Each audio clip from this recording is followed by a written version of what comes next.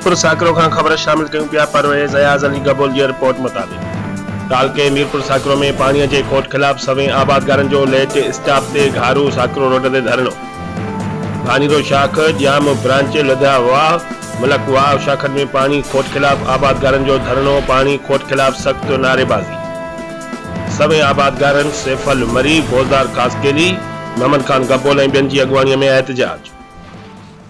गुज़िरियल 4 साल खां पानी की खोट है। इरीगेशन वाला रुगो कूड़ा दिलासा ॾेई रहिया आहिनि। फसल सुकी तबाह थी विया आहिनि।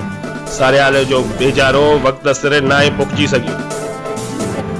माल उन विघे मरी रहिया आहिनि। सामूंडी पट्टी हुजण करे जर खारो थी वियो आहे। केरु ॿुधण लाइ तैयार न आहे। उन्हनि चयो त चूंडियल नुमाइंदा गायब लॻा पिया आहिनि। तालके साकरे में पानी न हुजण करे मुआशी क़तल थी रहियो आहे, जंहिंजे करे गरीब आवाम सख्त परेशान आहे। उन्हनि मुतालबो कयो त फौरी तौर ते पानी खोट ख़त्म कई वञे, ॿी सूरत में सख्त एहतजाज कियो वेंदो।